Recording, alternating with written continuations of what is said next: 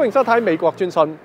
華盛頓兩名居民希望能夠重振上個世紀一個威士忌嘅品牌喎。究竟情況係點呢？下邊嘅記者斯威科德嘅介紹。Making whiskey was a fun side project that we started during COVID as something to keep us busy. I am a government contracts attorney.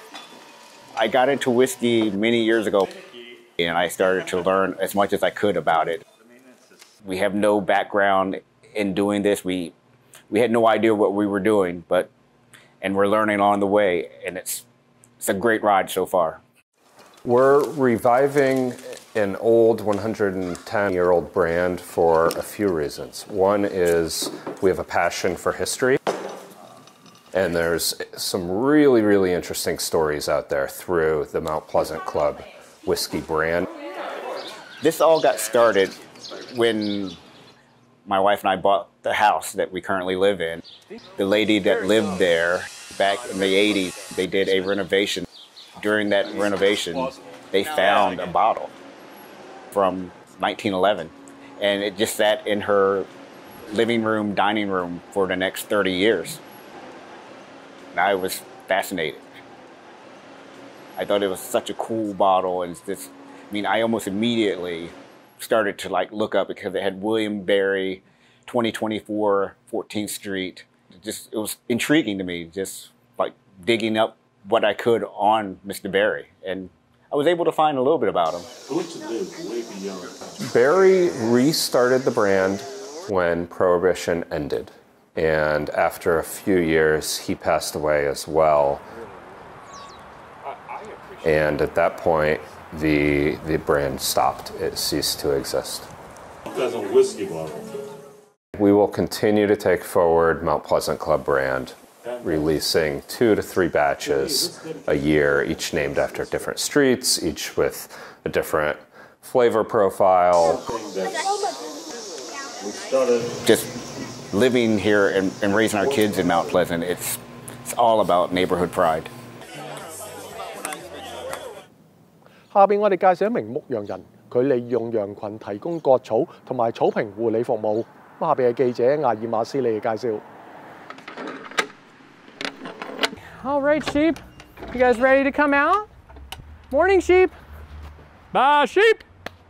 Bye, sheep. I'm Corey Suter. I'm the owner of landmowers.com and also the half owner with my wife of Suter's Glen Permaculture Farm. We're a 5-acre organic homestead. I bought the domain before we ever signed on the farm. It was something that I had envisioned. I had a number of different business ideas. I've always been someone who's very entrepreneurial. So this is your grazing area today. So I am a shepherd. I've been caring for this flock and helping breed this flock since 2016. They are independent contractors of sorts. It looks like the young ones are ready to go. I had been practicing working with the sheep for 5 years here on my farm before I ever started bringing them out to other places. Cinnamon, you saying hi? This is Cinnamon the sheep. My kids name all the sheep. If you have less than 2 acres, we come out for a 2-hour grazing appointment. Oh, there is a lot of poison ivy in here. I think I might want to wait for the sheep to work through there. And the sheep tend to like tree seedlings, poison ivy, herbaceous weeds even more than the grass. So the mowing is very imperfect. And this is a supplemental service to an existing lawn care service. It might replace the spray, but it's not going to replace completely the lawnmower mowing of grass. What would you like me to work on while the sheep are here? I see that there's a tulip poplar that's growing really close to the house. Would you like me to take that out for you? That would be great. Yeah, okay, awesome. I hired sheep to come help take care of some of the overgrowth in my backyard. I was actually researching goats because I knew that goats would eat poison ivy and it doesn't bother them.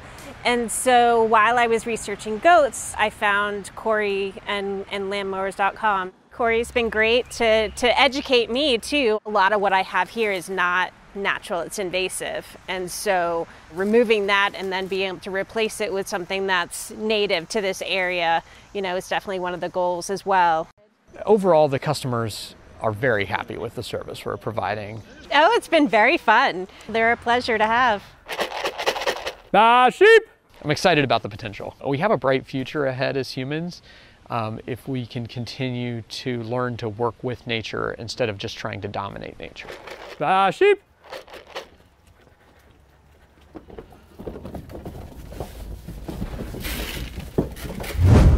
多謝收睇美國專訊，下次節目時間再見。